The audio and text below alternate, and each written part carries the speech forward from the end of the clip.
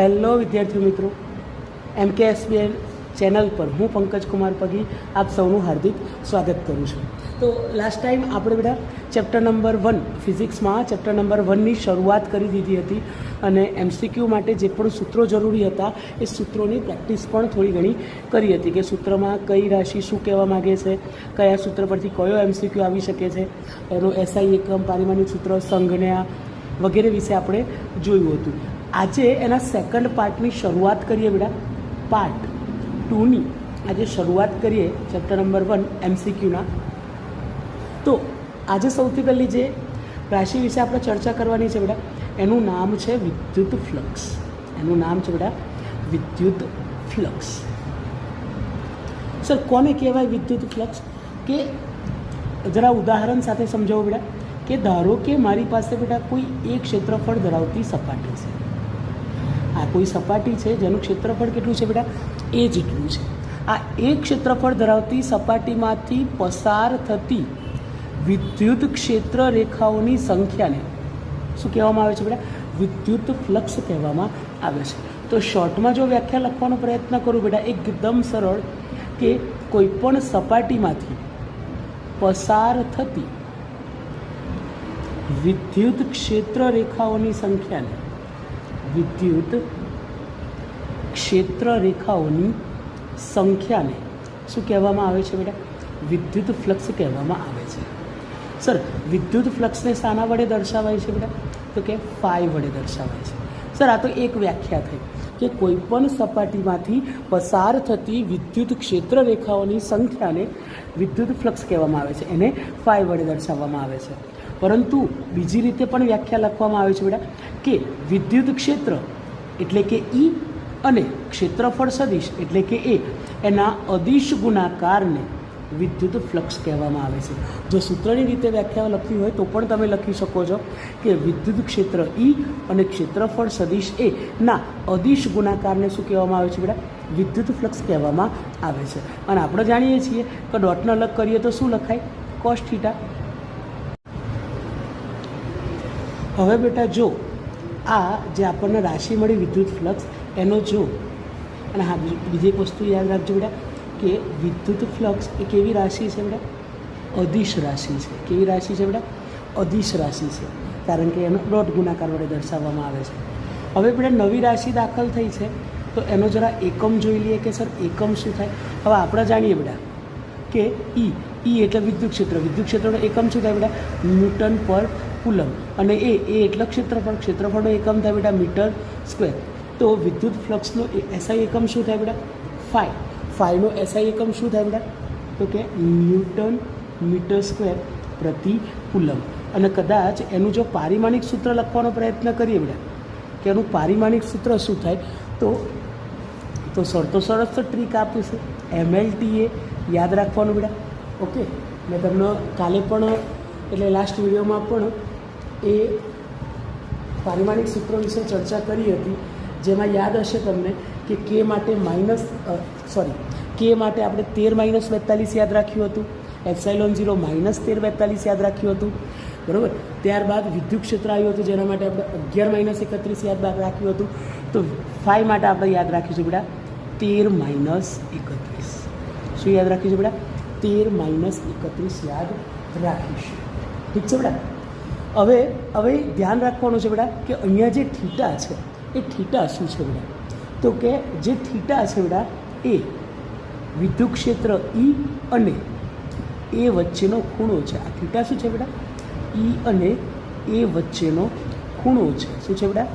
E અને A વચ્ચેનો ખૂણો છે. હવે અહીં ધ્યાન રાખવાનું છે બેટા કે જો થીટા બરાબર 0 એટલે કે E અને A એકબીજાને સમાંતર ગોઠવાયેલા હોય, E અને A એકબીજાને સમાંતર ગોઠવાયેલા હોય તો ધ્યાન રાખવાનું છે કે આપણને વિદ્યુત ફ્લક્સ કેવું મળશે બેટા? EA મળશે. અહીંયા થીટા = 0 મૂકી દો બેટા તો cos 0નું મૂલ્ય 1 થાય એટલે ફાઈ બરાબર આપણને શું મળશે? EA. અને કેવું મળે છે? ધન મળે છે. પરંતુ જો થીટા = 90 લેવામાં આવે, કેટલા લેવામાં આવે બેટા? 90. એટલે કે E અને A એકબીજાને લંબ ગોઠવાયેલા હોય તો ત્યાં થીટા 90 બનશે. અને એ સમયે ફાઈ કેવું મળશે, અહીં cos 90 અને cos 90નું મૂલ્ય 0 હોય છે, એટલે આપણને બધું મૂલ્ય કેવું મળશે બેટા? 0 મળશે.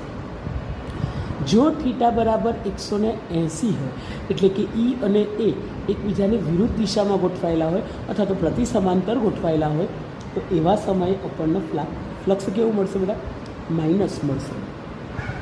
કારણ કે અહીંયા તમે કિંમત મૂકશો cos 180 એનું મૂલ્ય -1 હોય છે, એટલે આપણને જવાબ શું મળશે બેટા? -EA. અને એ કેવું હોય છે બેટા? ઋણ હોય છે. એટલે સર આપણને MCQમાં પૂછવામાં આવે કે વિદ્યુત ફ્લક્સનું મૂલ્ય કેવું હોય છે? વિદ્યુત ફ્લક્સનું મૂલ્ય કેવું હોય છે? તો કે વિદ્યુત ફ્લક્સ એટલે કે ફાઈનું મૂલ્ય ધન પણ હોઈ શકે, શૂન્ય પણ હોઈ શકે અને ઋણ પણ હોઈ શકે છે. ધન બેટા, વિદ્યુત ફ્લક્સનું મૂલ્ય ધન હોઈ શકે છે, ઋણ હોઈ શકે છે અથવા તો શૂન્ય હોઈ શકે છે. ડન બેટા. હવે આગળ વાત કરીએ બેટા, ઘણી વખતે અમુક સવાલો પૂછવામાં આવતા હોય છે બેટા. આ ટાઈપના આપણને આવી રીતે અલગ અલગ અક્ષો આપી દીધી હશે બેટા. દાખલા તરીકે આ એક્સ, આ વાય અને ઝેડ આપણને અલગ અલગ સમતલમાં, આ દાખલા તરીકે એક્સ વાય સમતલમાં, ઝેડ એક્સ એટલે કે એક્સ ઝેડ સમતલમાં, વાય ઝેડ સમતલમાં અલગ અલગ જગ્યાએ બેટા આ રીતે કોઈ સપાટી આપેલી હશે. દાખલા તરીકે ઝેડ એક્સ સમતલમાં, એક્સ વાય સમતલમાં કે વાય ઝેડ સમતલમાં અલગ અલગ જગ્યાએ આપણને સપાટી આપેલી હશે. આ સપાટીમાંથી પસાર થતું ફ્લક્સ કેટલું હોય છે? તમે સ્વાધ્યાયમાં પણ આ ટાઈપનો દાખલો ગણ્યો છે બેટા. તો આના MCQ ખાસ હોય છે, બોર્ડના પેપરમાં આના MCQ ખાસ હોય છે. તો એના વિશે બેટા એકદમ સરસ અને બેસ્ટ ટ્રીક આપી દઉં તમને બેટા, કે જેથી તમને કોઈ તકલીફ ના પડે. તો ધ્યાન રાખો બેટા. સૌથી પહેલાં વાત કરું બેટા, દાખલા તરીકે XY સમતલમાં કોઈ સપાટી આપેલી હોય, XY સમતલમાં કોઈ પદાર્થ આપેલો હોય, પદાર્થ ક્યાં મૂકેલો હોય બેટા? XY સમતલમાં મૂકેલો હોય. અને જો તો હવે એક વસ્તુ ફિક્સ કરી લો બેટા કે XY સમતલમાં મૂકેલા પદાર્થ માટે જો તમારે વિદ્યુત ફ્લક્સ મેળવવું હોય તો એના માટે જે વિદ્યુત ક્ષેત્ર છે બેટા, એ વિદ્યુત ક્ષેત્ર હંમેશા કઈ દિશામાં હોવું જોઈએ બેટા? ઝેડ અક્ષની દિશામાં હોવું જોઈએ. જે વિદ્યુત ક્ષેત્ર છે એ હંમેશા કઈ દિશામાં હોવું જોઈએ બેટા? તો કે ઝેડ અક્ષની દિશામાં હોવું જોઈએ. XY સમતલમાં કોઈ પણ પદાર્થ આપેલો હોય એ XY સમતલમાં રહેલા પદાર્થ માટે વિદ્યુત ક્ષેત્ર હંમેશા ઝેડ અક્ષની દિશામાં હોવું જોઈએ. જો ઝેડ અક્ષની દિશામાં હશે તો જ આપણને વિદ્યુત ફ્લક્સ મળશે. બાકી વિદ્યુત ફ્લક્સ કેવું મળશે બેટા? શૂન્ય મળશે. સર ક્યારે શૂન્ય મળે? વિદ્યુત ફ્લક્સ ક્યારે શૂન્ય મળે એ પણ ચર્ચા કરી લઈએ બેટા. તો કે જ્યારે પદાર્થને મૂકેલો હોય XY સમતલમાં, પદાર્થને મૂકેલો હોય XY સમતલમાં, પદાર્થ ક્યાં મૂકેલો હોય બેટા? XY સમતલ. અને જો વિદ્યુત ક્ષેત્ર X અક્ષ દિશામાં હોય કાં તો વિદ્યુત ક્ષેત્ર Y અક્ષની દિશામાં હોય, વિદ્યુત ક્ષેત્ર X અક્ષની દિશામાં હોય કાં તો Y અક્ષની દિશામાં હોય, ગમે તે પરિસ્થિતિ હોય બેટા, આપણને ફ્લક્સ હંમેશા કેવું મળશે બેટા? શૂન્ય મળશે. આપણને ફ્લક્સ ઓલવેઝ કેવું મળશે બેટા? શૂન્ય મળશે. આ વસ્તુ મગજમાં ફિટ કરી લો. એટલે સર XY સમતલમાં મૂકેલા પદાર્થ માટે વિદ્યુત ક્ષેત્ર ઝેડ અક્ષની દિશામાં જ હોવું જોઈએ. ઝેડ અક્ષની દિશામાં હશે તો જ આપણને વિદ્યુત ફ્લક્સ મળશે. દાખલા તરીકે મેં તમને કીધું એ પ્રમાણે કે XY સમતલમાં પદાર્થ હોય અને X અક્ષ કાં તો Y અક્ષમાં વિદ્યુત ક્ષેત્ર હશે તો એના માટે ઓલવેઝ વિદ્યુત ફ્લક્સ આપણને 0 મળશે. જ્યારે બી દાખલા આવશે તો આપણે એકદમ નીટ એન્ડ ક્લીન XY સમતલમાં જો X દિશા કે Y દિશા જોઈશું તો સીધું વિદ્યુત ફ્લક્સ 0 મૂકી દઈશું. ઝેડ અક્ષ જોઈશું તો જ આપણે વિદ્યુત ફ્લક્સ શોધવાનો પ્રયત્ન કરીશું, બાકી કરીશું નહીં. તો બેટા હજી બીજા બે વસ્તુ વિશે ચર્ચા કરવાની બાકી છે, પણ એક ટૉપિક પૂરો થયો છે તો જરા એક પેજ પૂરું થયું છે તો આનો જરા સ્ક્રીનશોટ લઈ લો જેથી નોટ્સ લખવામાં તમને કામ લાગે. સ્ક્રીન પોઝ કરી અને પછી સ્ક્રીનશોટ લઈ લેજો, ઠીક છે? તો આગળ વાત કરીએ. સર XY સમતલની જગ્યાએ જો YZ સમતલમાં પદાર્થ મૂકેલો હોય, જો પહેલી વસ્તુ તમે એકદમ કમ્પ્લીટલી સમજ્યા હશો તો હવે આ વસ્તુ સમજવામાં તમને વાર નહીં લાગે બેટા, કે YZ સમતલમાં દાખલા તરીકે કોઈ પદાર્થ મૂકેલો હોય તો એના માટે વિદ્યુત ક્ષેત્ર પદાર્થનો જો YZ સમતલમાં મૂકેલો હોય તો એના માટે વિદ્યુત ક્ષેત્ર કઈ દિશામાં હોવું જોઈએ બેટા? એના માટે વિદ્યુત ક્ષેત્ર કઈ દિશામાં હોવું જોઈએ સર? એક્સ અક્ષની દિશામાં હોવું જોઈએ. હવે તો ખબર પડી ગઈ કે સર સમતલ YZ હોય તો વિદ્યુત ક્ષેત્ર એક્સ અક્ષની દિશામાં હોવું જોઈએ, તો જ આપણને વિદ્યુત ફ્લક્સ મળે, બાકી વિદ્યુત ફ્લક્સ મળે નહીં. તો સર હવે તો સમજી ગયા, હું બીજું નથી લખતો બેટા, તમે સમજી ગયા છો કે YZ સમતલ હશે તો Y અને Z દિશામાં વિદ્યુત ક્ષેત્ર ના હોવું જોઈએ. કદાચ જો Y અને Z દિશામાં હોય તો વિદ્યુત ફ્લક્સ કેવું મળશે? 0 મળશે. આગળ વાત કરીએ બેટા કે YZની જગ્યાએ બેટા XZ સમતલમાં પદાર્થ આવેલો હોય. પદાર્થ ક્યાં આવેલો હોય બેટા? XZ સમતલમાં આવેલો હોય તો એના માટે વિદ્યુત ક્ષેત્ર કઈ દિશામાં હોવું જોઈએ બેટા? તો ધ્યાન રાખો કે એના માટે વિદ્યુત ક્ષેત્ર ઓલવેઝ Y અક્ષની દિશામાં હોવું જોઈએ. ડન છે? જો Y અક્ષની દિશામાં હશે તો જ આપણને ફ્લક્સ મળશે, નહીં તો 0 મળશે. અત્યારે નોટ્સ ફક્ત લખી લો. સર આ બધું કેવી રીતે થશે હું દાખલો ચર્ચા કરીશ ત્યારે તમને એકદમ ડિટેલમાં ખબર પડી જશે. એટલે ડોન્ટ વરી અબાઉટ ધેટ કે સર આ વાતે અમને કોઈ તકલીફ પડી રહી છે. ઠીક છે? ચાલો, તો સર હવે ખ્યાલ આવી ગયો છે. XY સમતલમાં હોય પદાર્થ તો વિદ્યુત ક્ષેત્ર Z દિશામાં હોવું જોઈએ. YZ સમતલમાં હોય તો વિદ્યુત ક્ષેત્ર X અક્ષની દિશામાં હોવું જોઈએ. અને XZ સમતલમાં મૂકેલો હોય પદાર્થ તો એના માટે વિદ્યુત ક્ષેત્ર Y અક્ષની દિશામાં હોવું જોઈએ. જો આવું હશે તો જ આપણને વિદ્યુત ફ્લક્સ મળશે, નહીં તો કેવું મળશે બેટા? 0 મળશે. ત્યારબાદ બેટા આપણે આગળ એક સરસ નિયમ જોયો હતો બેટા. થિયરીમાં આપણે એક સરસ નિયમ જોયો હતો બેટા, જેનું નામ હતું બેટા ગૌસનો નિયમ. ઘણા એને ગાઉસનો નિયમ પણ કહે છે. જે લખશો એ ચાલશે. ગૌસનો નિયમ અથવા તો ગાઉસનો નિયમ, જે લખશો એ ચાલશે. તો આપણને ખબર છે બેટા કે જ્યારે વિદ્યુત ફ્લક્સ શોધવું હોય, જ્યારે વિદ્યુત ફ્લક્સ શોધવું હોય તો વિદ્યુત ફ્લક્સ ફાઈ એ શું છે? તો કે જે આપણે નાનું ક્ષેત્રફળ સદિશ લીધો DA અને જે વિદ્યુત ક્ષેત્ર હતું એનું પૃષ્ઠ સંકલન છે. એનું કયું સંકલન છે બેટા? પૃષ્ઠ સંકલન. આ ગૌસનો નિયમ જે તમે જોઈ લીધો હતો, ગૌસનો નિયમ પૃષ્ઠ સંકલન તરીકે તમે જોઈ લીધો હતો, બરાબર. આ ઉપરાંત એક ઘોડા માટે પણ આપણે આ નિયમ સાબિત કર્યો હતો. તમને ખ્યાલ હશે બેટા, ફાઈ બરાબર સિગ્મા QI અપોન એપ્સાઇલોન 0. એટલે કોઈપણ પૃષ્ઠ કે કોઈપણ સપાટી પર રહેલા બધા વિદ્યુતભારોનો સરવાળો અને એપ્સાઇલોન 0ના ગુણોત્તર જેટલું વિદ્યુત ફ્લક્સ આપણને મળે છે, એવું આપણને ગૌસે સમજાવ્યું હતું, બરાબર. આ નિયમને ઘણી વખતે આ રીતે પણ લખવામાં આવે છે બેટા, ફાઈ બરાબર Q અપોન એપ્સાઇલોન 0. અને હવે તો ખ્યાલ આવી ગયો કે જે Q એટલે વિદ્યુતભાર છે અને એપ્સાઇલોન 0 એ શૂન્ય અવકાશની પરમિટિવિટી છે, જેનું મૂલ્ય તમે જાણો છો 8.854 × 10⁻12. ઓકે, ચાલો. તો આ તો બેટા ગૌસનો નિયમ. આ પણ વિદ્યુત ફ્લક્સ શોધવા માટે બહુ જ કામ લાગશે બેટા. તમે જૂના પેપરો સોલ્વ કરશો ને તો બેટા તમને આ સૂત્ર પરથી એક MCQ જરૂર મળી આવશે, કારણ કે ગૌસના નિયમ પરથી વિદ્યુત ફ્લક્સ શોધવાનું કાં તો વિદ્યુત ફ્લક્સ શોધવાનું કાં તો વિદ્યુત ક્ષેત્ર રેખાઓની સંખ્યા શોધવાનું જરૂર પૂછવામાં આવે છે. તમને વિદ્યુત ફ્લક્સ કે વિદ્યુત ક્ષેત્ર રેખાઓની સંખ્યા કે બંને સરખા છે, આપણે જાણીએ છીએ. ડન. આગળ વાત કરીએ બેટા કે કોઈ અનંત લંબાઈનો તાર હોય, કોઈ અનંત લંબાઈનો વિદ્યુત ભારિત તાર હોય, અનંત લંબાઈનો વિદ્યુત ભારિત તાર હોય અથવા તો સળિયો હોય, તો એના વડે મળતું વિદ્યુત ક્ષેત્ર કેટલું હોય? આ પણ એક બેટા અગત્યની થિયરી આપણે સાબિત કરી હતી.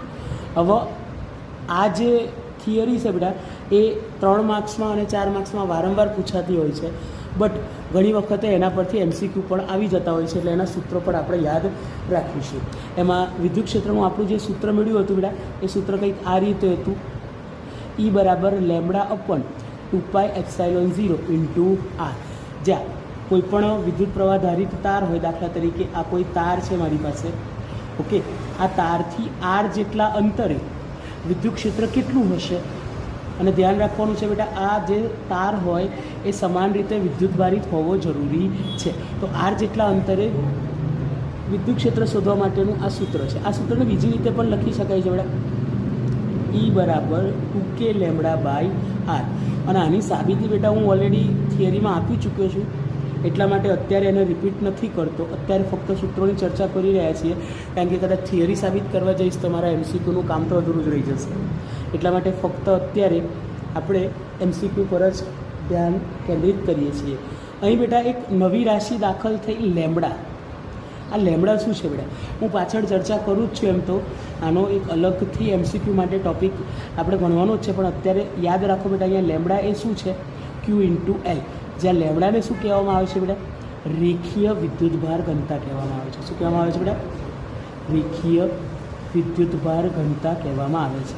આના વિશે વધારે ડિટેલમાં આપણે જોવાનું છે, બટ પછી જોઈએ. પહેલાં આ અનંત લંબાઈના સળિયા વડે, એટલે કે તાર વડે કેટલું વિદ્યુત ક્ષેત્ર મળે એ જોઈ લઈએ, અને અનંત સમતલ વડે કેટલું વિદ્યુત ક્ષેત્ર મળે આપણને એ જોઈ લઈએ. ઓકે, ચાલો તો આગળ વાત કરીએ બેટા. અનંત સમતલ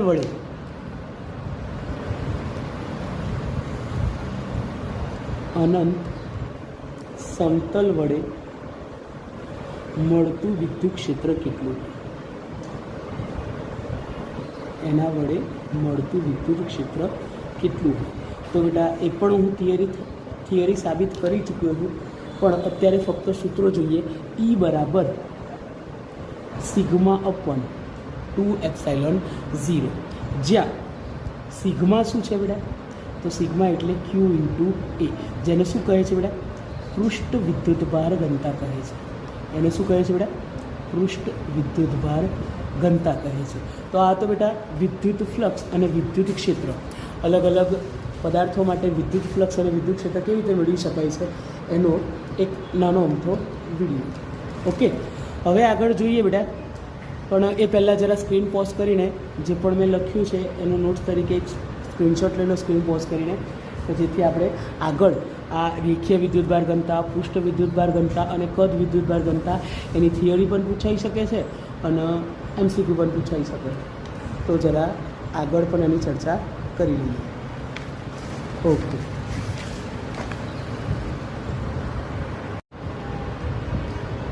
ચાલો તો બેટા મેં આગળ વાત કરી એ પ્રમાણે વિદ્યુતભાર ઘનતા, 3 પ્રકારની વિદ્યુતભાર ઘનતા હોય છે બેટા, એના વિશે વાત કરીએ. એના પરથી પણ MCQ અને થિયરી આવી શકે છે.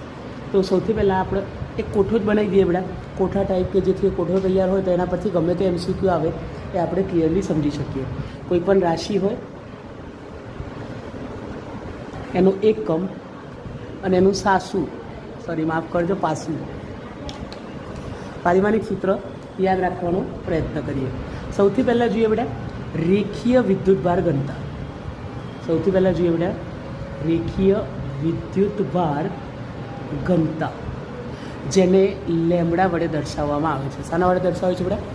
લેમ્બડા વડે દર્શાવાય છે. હવે લેમ્બડા બરાબર સૂત્ર શું થાય બેટા? તો કે લેમ્બડા બરાબર Q/L થાય. લેમ્બડા બરાબર શું થાય બેટા? Q/L થાય. તો એનો એકમ બનાવવાનો પ્રયત્ન કરીએ બેટા સૂત્ર પરથી. તો વિદ્યુતભાર કુલમ અને નીચે અંતર મીટર, એટલે એનો એકમ બનશે બેટા કુલંબ પ્રતિ મીટર. અને પારિમાણિક સૂત્ર બનાવવું હોય તો એના ઉપરથી જ બનાવી દઈએ બેટા.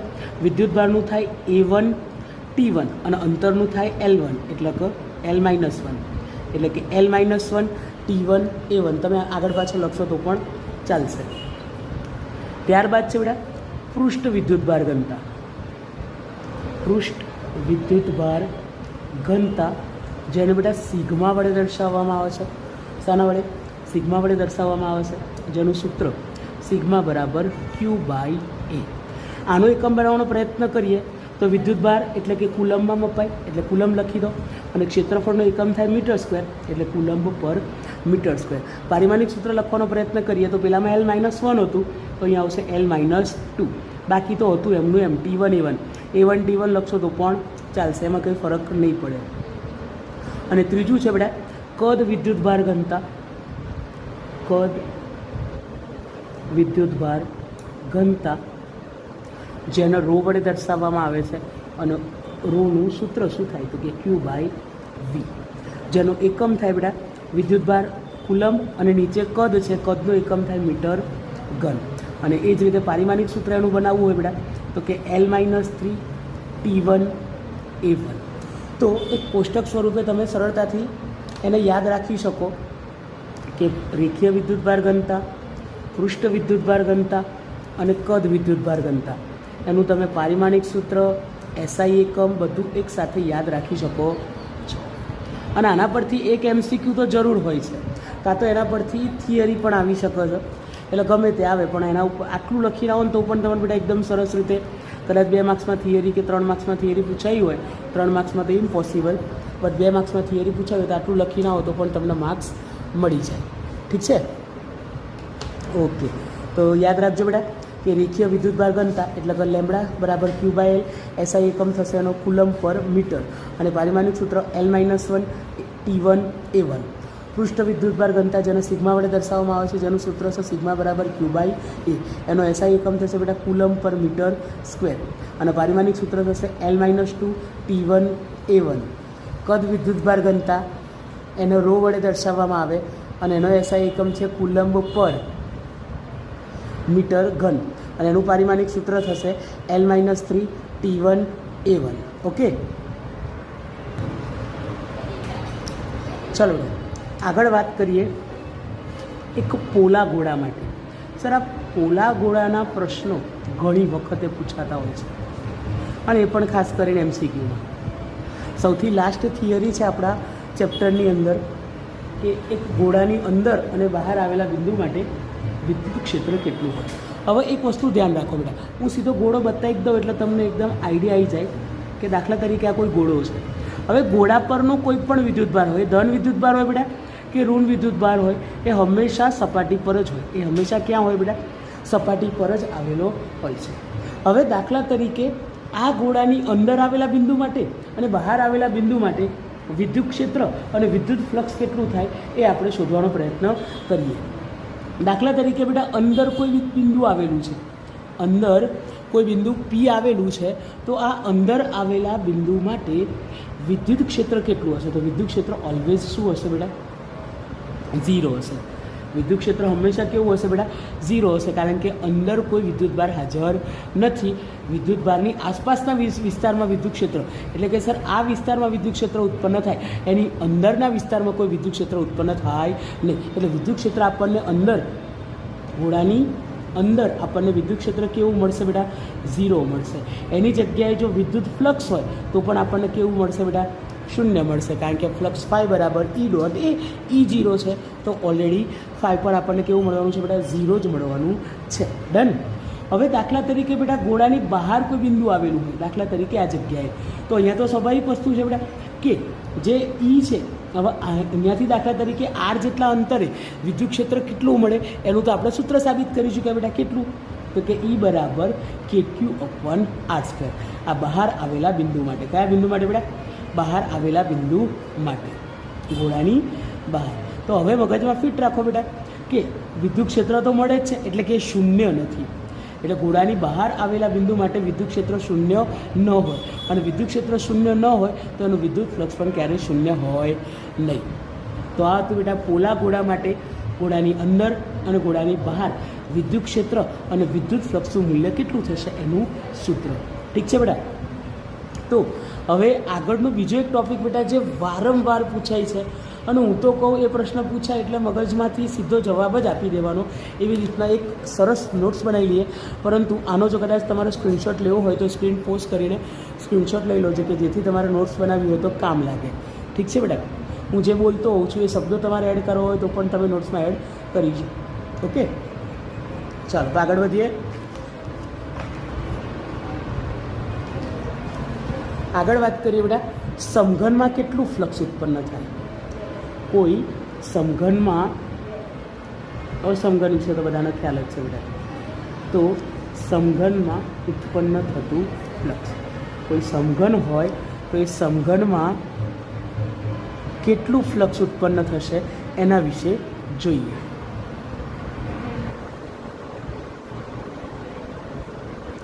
તો ચાલો બેટા એની પણ અલગ અલગ પરિસ્થિતિઓ છે, એના વિશે પણ વાત કરીએ. સૌથી પહેલાં વાત કરીએ બેટા સમઘનના કેન્દ્ર પર.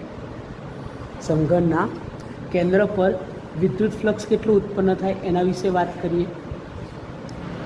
જરા આકૃતિ દોરીને સમજાવવાનો પ્રયત્ન કરું તો બેટા જલ્દીથી સમજણ પડશે. દાખલા તરીકે આ કોઈ સમઘન છે,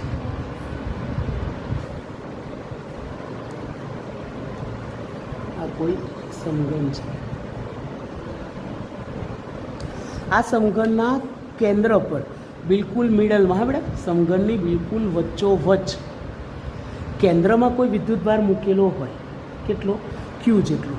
બિલકુલ કેન્દ્રમાં કોઈ વિદ્યુતભાર મૂકેલો હોય તો એના દ્વારા કુલ કેટલું ફ્લક્સ ઉત્પન્ન થાય એ આપણે યાદ રાખીશું બેટા. તો કે કુલ ફ્લક્સ ફાઈ બરાબર ક્યુ અપોન એપ્સાઇલોન 0. કુલ ફ્લક્સ ફાઈ કેટલું થશે બેટા? ક્યુ અપોન એપ્સાઇલોન 0 થશે. પરંતુ જો તમને એવું પૂછવામાં આવે બેટા કે સમઘનના કેન્દ્ર પર વિદ્યુતભાર મૂકેલો છે અને એક સપાટીમાંથી કેટલું ફ્લક્સ પસાર થશે એના વિશે જો પૂછવામાં આવે તો કે એક સપાટીમાંથી પસાર થતું ફ્લક્સ ફાઈ બરાબર ક્યુ અપોન 6 એપ્સાઇલોન 0 હશે. કેટલું હશે બેટા? ફાઈ બરાબર ક્યુ અપોન 6 એપ્સાઇલોન 0 હશે. એનું કારણ છે બેટા કે સમઘનની કેટલી સપાટી હશે બેટા? 6 સપાટી હશે. તો જ્યારે તમે કેન્દ્ર પર વિદ્યુતભાર મૂકશો તો 6 સપાટી વચ્ચે આ વિદ્યુત ફ્લક્સ વહેંચાઈ જશે એટલે ક્યુ અપોન 6 એપ્સાઇલોન 0 થઈ જશે. ડન બેટા. હવે આગળ વાત કરીએ બેટા કે સમઘનની કોઈ એક સપાટી પર જો સમઘનની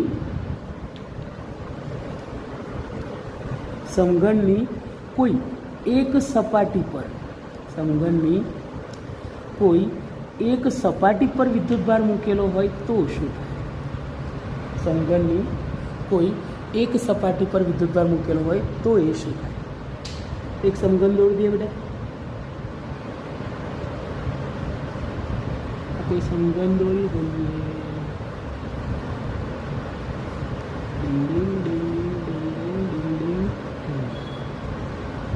આ સમઘનની કોઈ એક સપાટી પર, દાખલા તરીકે બેટા હું આ બાજુની જે સપાટી છે, જમણી બાજુની જે સપાટી છે એના પર કોઈ એક વિદ્યુતભાર મૂકું ક્યુ જેટલો. કેટલો વિદ્યુતભાર મૂકું બેટા?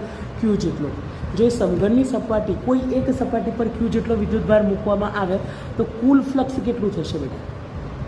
તો કે કુલ ફ્લક્સ ફાઈ બરાબર ક્યુ અપોન 2 એપ્સાઇલોન 0. કારણ કે આ કોઈ એક સપાટી પર વિદ્યુતભાર મૂકેલો હશે તો એનું વિદ્યુત ફ્લક્સ બે ભાગમાં વહેંચાઈ જશે એટલે ફાઈ બરાબર ક્યુ અપોન 2 એપ્સાઇલોન 0 થશે. આને યાદ જ રાખી દો બેટા. આ ટાઈપના MCQ આવે એટલે આ જ જવાબ લખવાનો. એ રીતની જ એકદમ સિમ્પલ નોટ્સ તૈયાર કરીશું કે જેથી જ્યારે પણ કેન્દ્ર પર વિદ્યુતભાર મૂકેલો હોય અને કુલ ફ્લક્સ કે તો ક્યુ અપોન એપ્સાઇલોન 0, પણ કેન્દ્ર પર વિદ્યુતભાર મૂકેલો હોય અને એક સપાટીમાંથી પસાર થતું ફ્લક્સ કે તો ફાઈ બરાબર ક્યુ અપોન 6 એપ્સાઇલોન 0 થશે. આટલું જ મગજમાં રાખવાનું છે એટલે એકદમ સિમ્પલ નોટ્સથી તમારે યાદ રહી જાય. દાખલા તરીકે સમઘનની એક સપાટી પર આ રીતે કોઈ એક સપાટી પર વિદ્યુતભાર મૂકેલો હોય તો કુલ ફ્લક્સ ફાઈ બરાબર ક્યુ અપોન 2 એપ્સાઇલોન 0 થશે. ડન.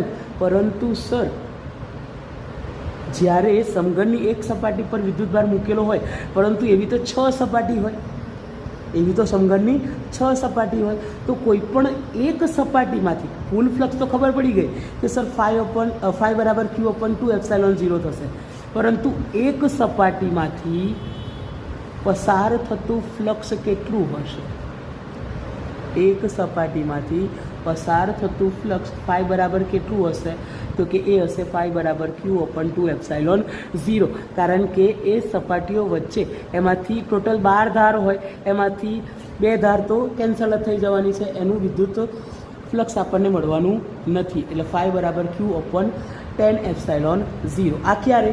કે સમઘનની કોઈ એક સપાટી પર વિદ્યુતભાર મૂકેલો હોય ત્યારે કોઈ એક સપાટીમાંથી પસાર થતું વિદ્યુત ફ્લક્સ. અને લાસ્ટ ચર્ચા કરી લઈએ બેટા કે સમઘનના ખૂણા પર જ્યારે વિદ્યુતભાર મૂકેલો હોય તો એમાં કેટલું વિદ્યુત ફ્લક્સ ઉત્પન્ન થશે એ જોઈએ બેટા. તો પહેલાં તો એક સમઘન દોડી દઈએ બેટા. આ બાજુ દોડી દઈએ.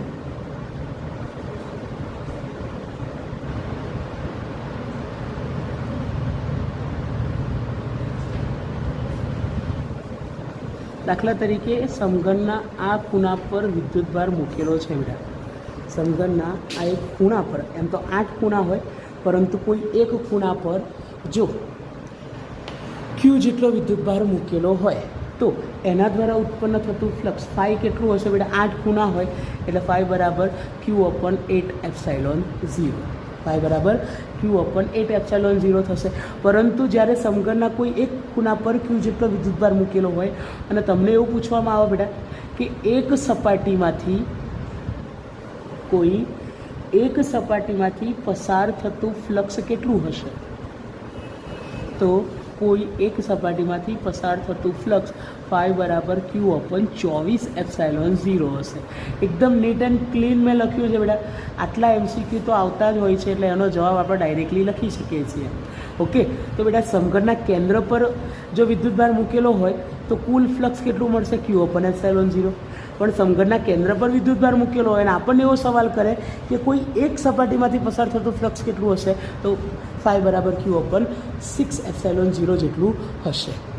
સમઘનની કોઈ એક સપાટી પર, ટોટલ 6 સપાટી હોય એમાંથી કોઈ એક સપાટી પર જો વિદ્યુતભાર મૂકેલો હોય Q જેટલો, તો કુલ ફ્લક્સ કેટલું મળશે, તો કે Q/2 એપ્સિલોન 0. અને કોઈ એક સપાટીમાંથી પસાર થતું ફ્લક્સ પૂછે તો Q/10 એપ્સિલોન 0 જેટલું થતું હોય છે.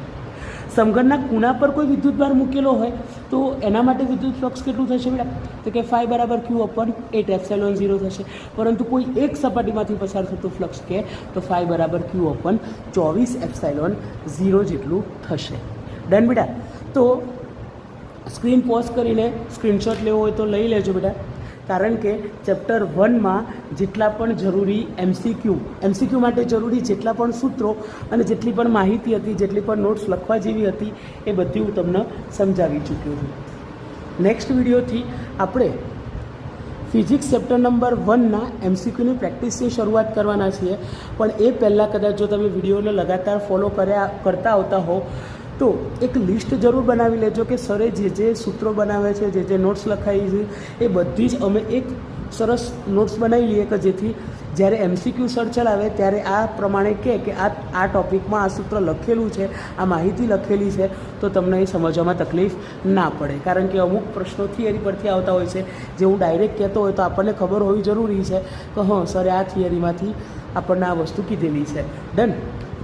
અને કદાચ વિડીયોમાં કંટાળો ના આવ્યો હોય, બોર ના થયા હોય અને જો વિડીયો ગમ્યો હોય તો વિડીયોને લાઇક કરવાનું ના ભૂલતા. જેમ ક્યુટ પાંડાને તો બધા લાઇક કરો જ છો, એમ અમારા વિડીયોને પણ થોડા ઘણા લાઇક્સ આપતા રહેજો. ઠીક છે ને રાજુબેન?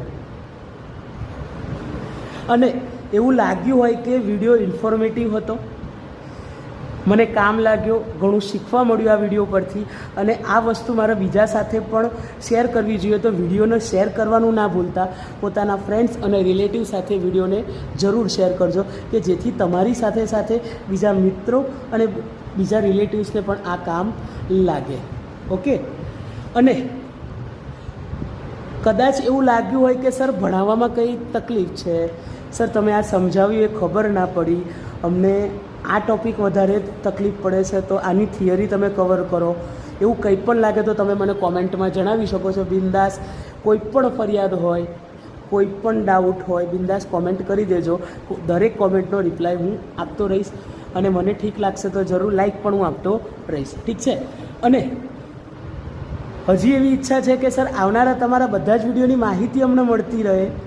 તરત જ પહેલો જેવો તમે વિડીયો મૂકો તરત જ અમારા પાસે નોટિફિકેશન આવી જાય, તો એના માટે અમારી ચેનલને સબસ્ક્રાઈબ જરૂર કરી લેજો. ઓકે. અને બેલ આઇકનને ઓલ ઉપર સેટ કરી દેજો કે જેથી કોઈ પણ વિડીયો આવે તરત પહેલી માહિતી તમને મળે અને તમે પહેલાં એ વિડીયોને લાઇક, શેર અને સબસ્ક્રાઈબ કરી દેજો. ઠીક છે? અને એનાથી વિશેષ હું મારા ક્લાસીસમાં તો દરેક છોકરાઓને લેક્ચર પૂરું થાય એટલે કે મારો કદાચ ક્લાસ પૂરો થાય તરત બધાને કહેતો હોઉં છું. આજથી એ પણ શરૂઆત કરી દઈએ કે વિડીયો પૂરો થતાના અંતે બધાને જય અંબે કહું છું. બરાબર? અને તમે પણ કોમેન્ટમાં જય અંબે લખતા રહેજો.